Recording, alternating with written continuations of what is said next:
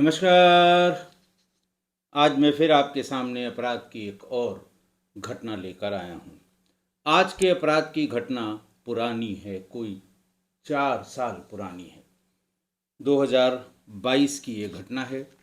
मध्य प्रदेश, आज का प्रदेश, जिला टीकमगढ़। हुआ कुछ यूँ था कि 14 जुलाई 2022 को जतारा, एक गांव या कस्बा पड़ता है टीकमगढ़ में, वहाँ करीब दोपहर 2 बजे गांव में अचानक हल्ला हुआ, जोर का हल्ला हुआ कि साहब जामुन की बाग में एक व्यक्ति की हत्या हुई है और अभी अभी हुई है। और इसके पहले उसी गांव के महीप घोष के घर पिछले 2-3 घंटे से एक अजीब सी बेचैनी थी। उसके बेटे की भी 14 दिन पहले ही शादी हुई थी। घर में उसकी पत्नी थी, बहू थी, सिर्फ 14 दिन की शादी वाली बहू। उसका बेटा नवीन घोष 11:30 बजे के आसपास जामुन लाने के लिए जामुन की बाग में गया था।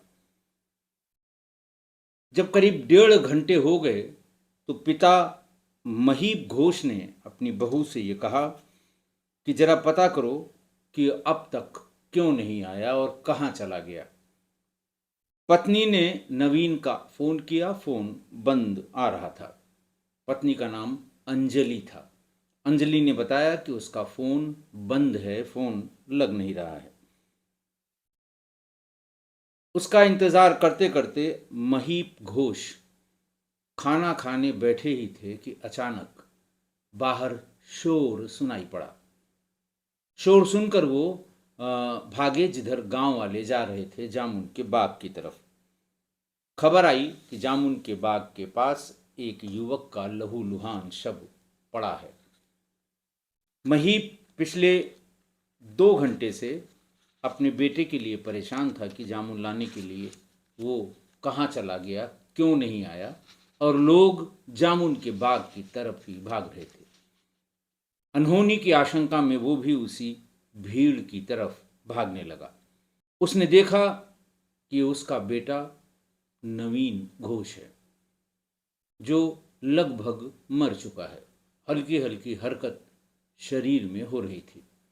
गांव वालों ने तुरंत एम्बुलेंस को खबर की। एम्बुलेंस आई, तब तक पुलिस को भी खबर हुई। एम्बुलेंस उसको लेके हॉस्पिटल तक जाती। पुलिस भी मौके पर आ गई। पुलिस भी पीछे पीछे हॉस्पिटल पहुंच गई। डॉक्टरों ने उसे ब्रॉट डेड यानी मृत घोषित कर दिया। अस्पताल लाने में ही मृत घोषित कर दिया। पुलिस ने पंचायतनामा की कार्रवाई यानी पंचनामा की कार्रवाई की और लाश को पोस्टमार्टम के लिए भेज दिया। पोस्टमार्टम के लिए लाश भेजने के बाद पुलिस गांव आ गई। गांव में पूछताछ शुरू हुई। नवीन की किसी से दुश्मनी नहीं थी। शादी को अभी सिर्फ 14 दिन ही हुए थे और इतनी बेरहमी से उसके गले के आसपास दसियों चाकू के निशान थे, शार्प एज्ड वेपन के, जो पोस्टमार्टम की भाषा है। इसी दौरान शांति नाम की एक महिला पुलिस के पास आई और उसने बताया कि वो घटना के वक्त पास में ही थी। उसने बताया कि मैं बकरी लेने जा रही थी, देखा 2-3 लड़के आपस में मारपीट कर रहे हैं और जब मैं पास पहुंची तो बाकी लड़के भाग गए थे। नवीन जमीन पर पड़ा तड़प रहा था और थोड़ी देर में वो शांत हो गया।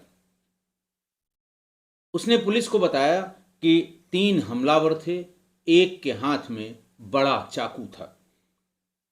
मामले में असली मोड़ तब आया जब वीर सिंह और द्वारका घोष ये भी वहां मौजूद थे और इन्होंने बताया कि साहब, उस जामुन की बाग में हम दोनों एक जामुन के पेड़ पर चढ़े हुए थे।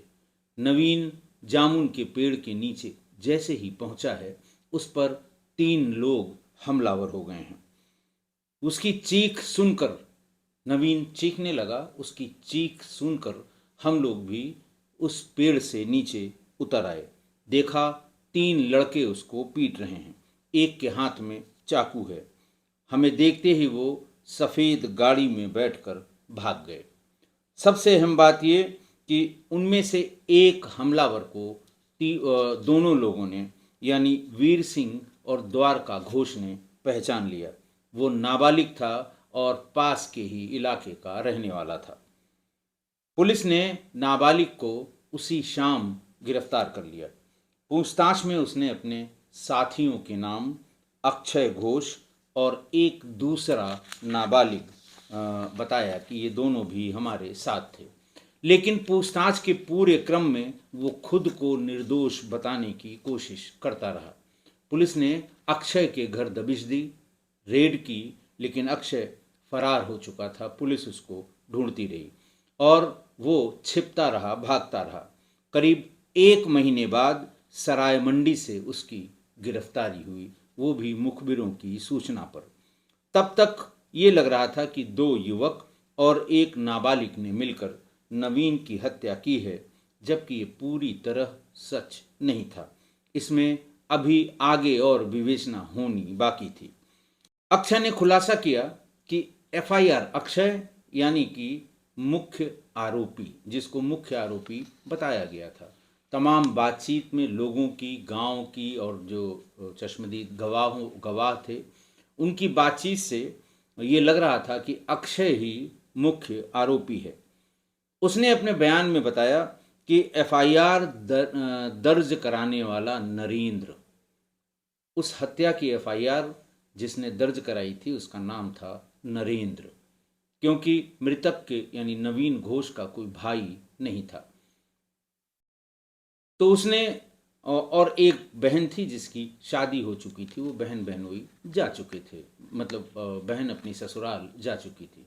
लिहाजा ये नरेंद्र घोष नाम के एक व्यक्ति ने इसकी एफआईआर की या पुलिस ने उससे एफआईआर लिखवाई। अक्षय घोष ने ये पुलिस को बताया कि दरअसल नरेंद्र अंजलि से खुद शादी करना चाहता था, लेकिन अंजलि की शादी नवीन से हो गई। इसी का बदला लेने के लिए नरेंद्र ने ये साजिश रची। उसके मुताबिक नरेंद्र ने ही नवीन की हत्या की योजना बनाई और खुद को बचने के लिए या खुद को बचाने के लिए खुद ही एफआईआर दर्ज करा दी। पुलिस को भी इस आरोप पर या इस बयान पर हल्का हल्का यकीन भी होने लगा। लेकिन कत्ल किसने किया? उन्होंने बताया कि साहब वो चूंकि खुद शादी करना चाहता था इसलिए साजिश रची, ये किया वो किया, लेकिन कत्ल किसने किया ये नहीं पता लग पाया। नाबालिग और उसके साथी ने कत्ल किया या नरेंद्र का नाम लेकर अक्षय पुलिस को गुमराह कर रहा था, ये सब तमाम बातें पुलिस की जहन में थी और पुलिस इसी थ्योरी पर काम कर रही थी। पुलिस के लिए शुरुआत ही बहुत कठिन होती चली गई। घटनास्थल पर कोई स्पष्ट सुराग नहीं मिला था, लेकिन चश्मदीदों के बयान से जांच की दिशा जो थी वो ये बता रही थी कि नवीन पर 3 युवकों ने हमला किया था और एक सफ़ेद कार से फरार हो गए थे। पुलिस ने जब एक को हिरासत में लिया जो नाबालिग था, उसने वो केवल अपने 2 साथियों का नाम उसने बताया और खुद को निर्दोष साबित करने के लिए तमाम तरह की कहानियां गढ़ने लगा। तमाम जो लोगों से बातचीत हुई, आरोपियों से जो बातचीत हुई, जो गिरफ्तार थे उनसे जो बातचीत हुई, अक्षय से जो बातचीत हुई पुलिस की, उसमें अब तक कुल 3 थ्योरीज सामने आई। पहली थ्योरी थी कि नरेंद्र घोष, जिसने वो रिश्ते में नवीन का भतीजा लगता था, जिसने एफआईआर लिखवाई थी, अंजलि से वो शादी करना चाहता था। शादी न होने की खुन्नस में उसने हत्या की साजिश रची। एक तो ये थ्योरी थी, लेकिन इसमें एविडेंस बहुत कम थे। दूसरी थ्योरी थी कि संपत्ति की लालच में बहन बहनोई ने ही नवीन की हत्या कर दी, क्योंकि नवीन अकेला लड़का था और सारी ज़मीन जायदाद का मालिक था, और उसकी हत्या करने से वो ज़मीन जायदाद सारी उसकी बहन यानी बहन बहनोई के नाम पर आ जाती। तो इन हत्यारों ने गुमराह करने के लिए, इन अपराधियों ने बयान में गुमराह करने के लिए ये बात भी पुलिस के दिमाग में आ गई, दिमाग में बिठा दी और पुलिस इस दिशा में भी काम करने लगी। लेकिन ये दोनों थ्योरी बहुत ज़्यादा मजबूत नहीं निकली, यानी पुलिस बहुत आगे तक इन दोनों थ्योरी पे नहीं जा पाई। पहली थ्योरी बहुत कमज़ोर थी। मृतक के परिजनों से पूछताछ में पुलिस को ऐसी कोई वजह नहीं मिली जिससे जांच उस दिशा में आगे बढ़े कि साजिश नरेंद्र ने रची थी।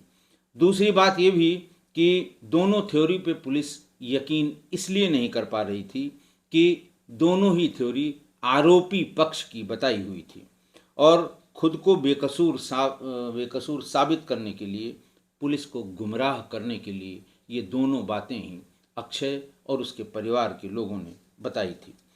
जांच में सामने आया तो इन दोनों थ्योरीज को छोड़कर पुलिस ने आगे की जांच शुरू की। दोनों के कॉल डिटेल खंगालने शुरू किए तो ये पता लगा अंजलि और अक्षय पिछले 5 सालों से प्रेम संबंध में थे।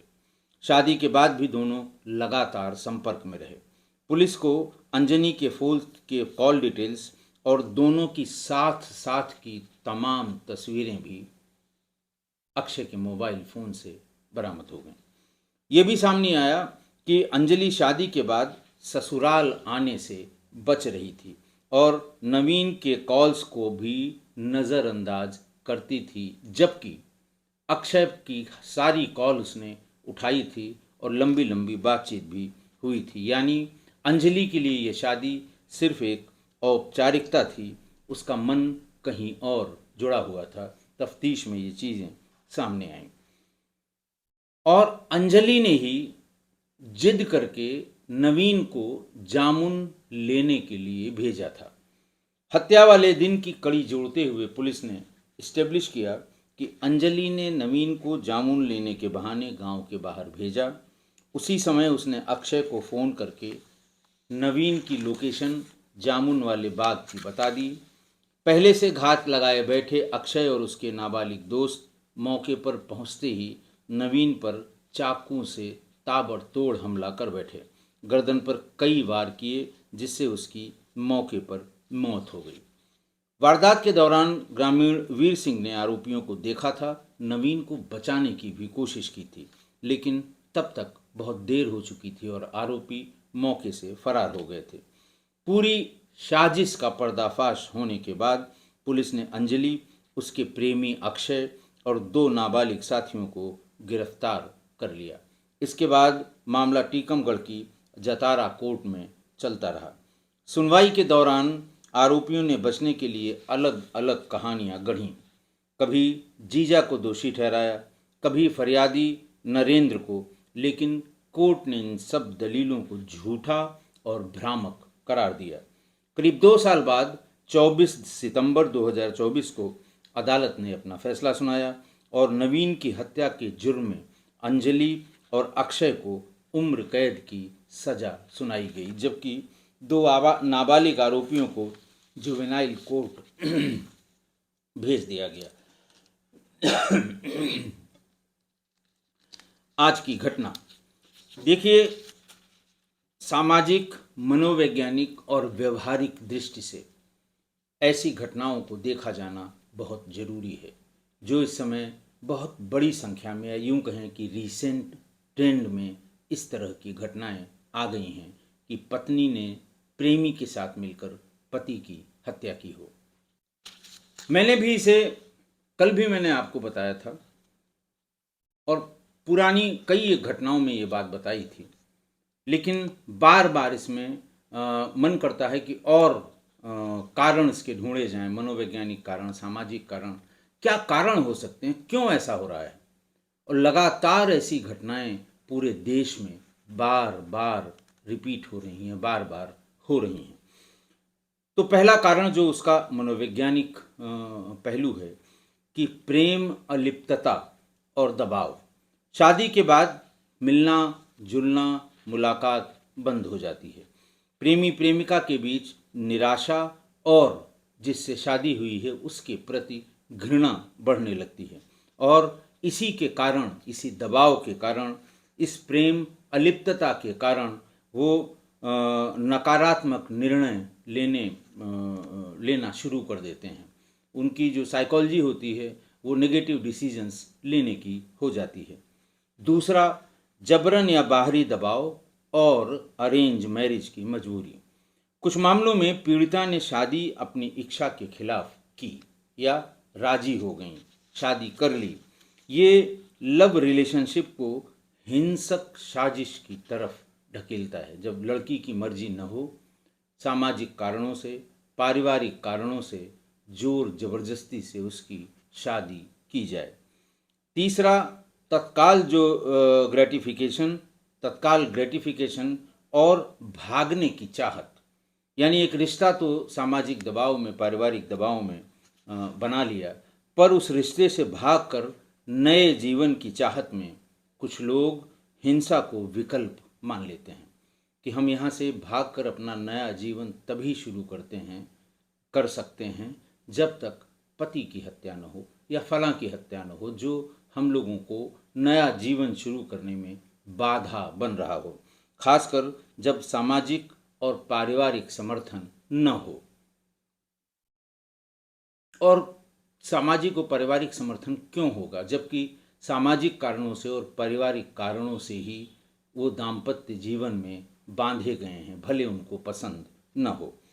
चौथा, सीक्रेसी और नेटवर्क, इन दोनों का इस्तेमाल, सीक्रेसी और सोशल मीडिया नेटवर्क का इस्तेमाल।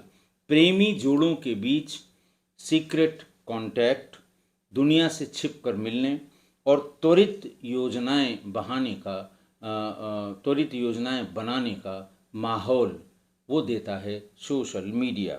और इसीलिए वो दुनिया से छिपकर योजनाबद्ध अपराध करने में उन्हें आसानी होती है, ताकि पति को, जो उनके रास्ते का रोड़ा है, उसे रास्ते से हटाया जा सके। चौथा, आर्थिक और मामूली लाभ या दबाव। कुछ मामलों में पैसों, जमीन और संपत्ति संबंधी हित के पीछे हत्या और अपराध को अंजाम देने की ललक जिसे कहते हैं वो उत्पन्न हो जाती है। दूसरा, प्रेम, हत्या, इज्जत और बदला।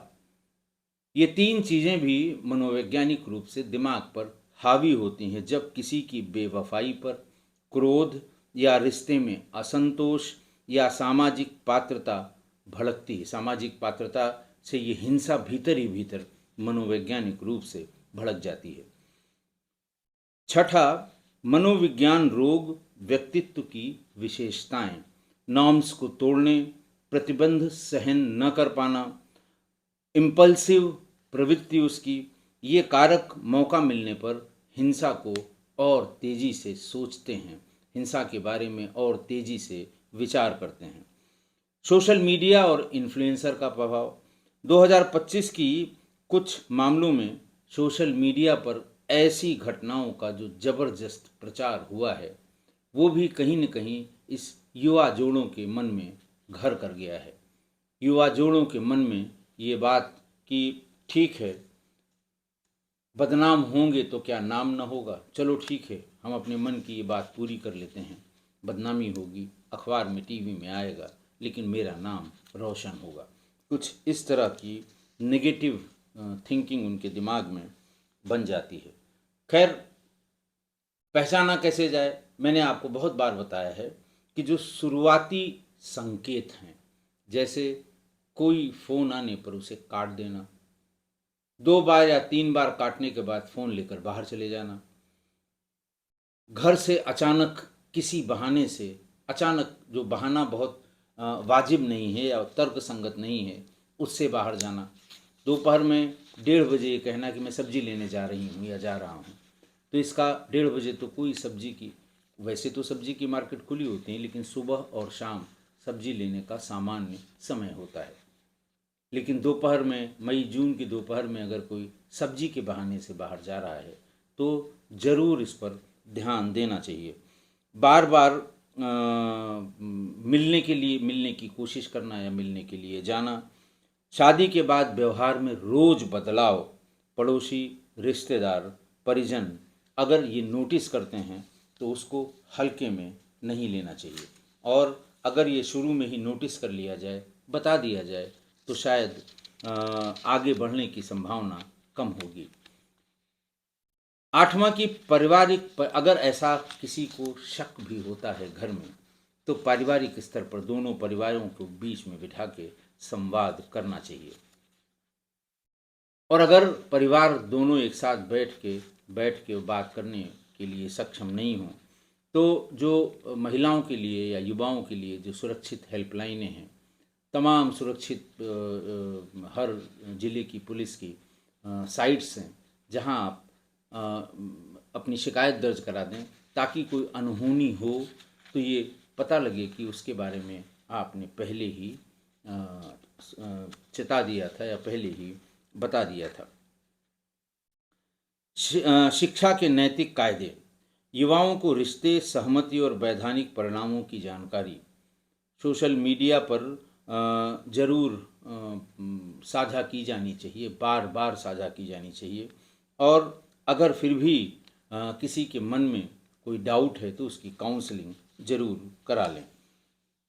और आप जानते हैं कि फिर इसमें जो आपके सबूत हैं उनके आधार पर चार्जशीट सबमिट की जाती है।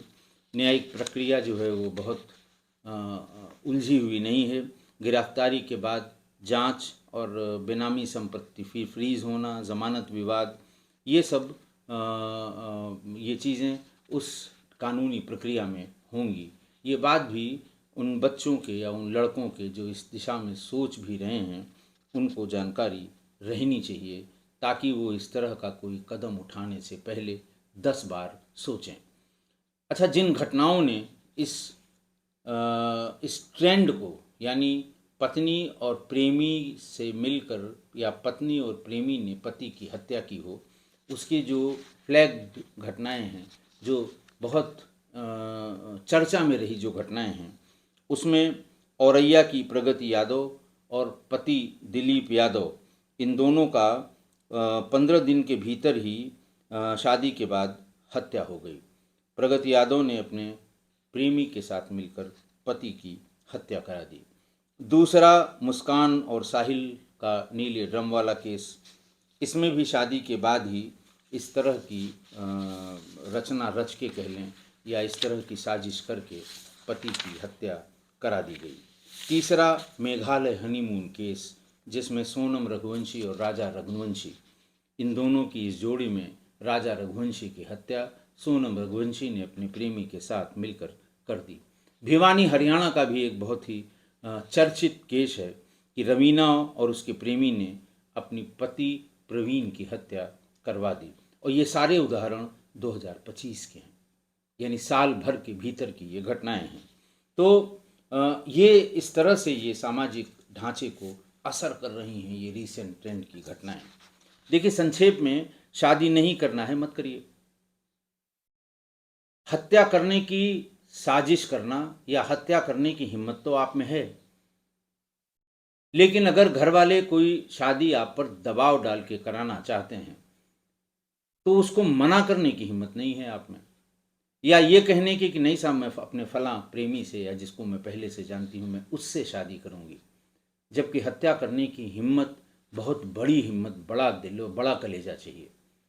और माँ बाप को मना करना या उनको समझाना कि हम फलां से ही शादी करेंगे, इसके लिए उतनी बड़ी हिम्मत, उतना बड़ा दिल नहीं चाहिए। एक बार कह दीजिए, और माने न माने, लेकिन आप अपनी तरफ से कह दीजिए तो शायद किसी की जान बच जाए।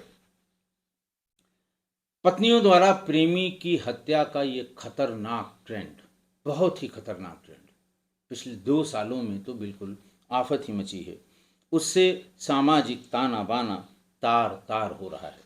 घर वालों में बेटी की शादी, अपने बेटे की, और अगर खासकर वो इकलौता बेटा है, घर का चिराग है, तो उसकी शादी तय करने में वो दिमाग पर जोर डालने लगते हैं कि शादी कर दूं, बहू जाने कैसे आएगी, और कल को हमारा ये घर का अकेला चिराग बुझ न जाए।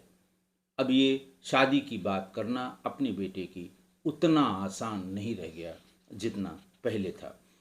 शादी के बाद भी मान लिया ऐसी शादियां हो भी गईं, तो अच्छा, लड़का भी, उसके भी दिमाग में एक शंका अब घर कर गई है शादी की उम्र वाले तमाम लड़कों के मन में, कि ऐसा न हो कि शादी के बाद बहू आए पुराने प्रेमी से मिलकर हमारे साथ भी वही सब कुछ करे जो बाकी केसेस में हुआ है।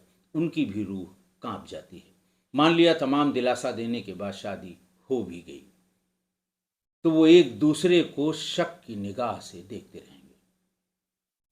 पति अपने पत्नी की छोटी छोटी हरकतों पर ध्यान देगा कि कहीं हमारे हत्या की साजिश तो नहीं हो रही है, और शक से घिरे ये पति पत्नी या पति पत्नी के संबंध वो सामान्य नहीं हो पाएंगे, कभी नहीं सामान्य हो पाएंगे, और वो सामान्य जीवन जी ही नहीं पाएंगे अगर इस तरह के पति पत्नी के संबंधों के बीच में शक की बड़ी दीवार खड़ी हो। इसलिए सावधानी रखिए और संयम बरतिए। आशा है आप मेरी इन सब बातों से सहमत होंगे।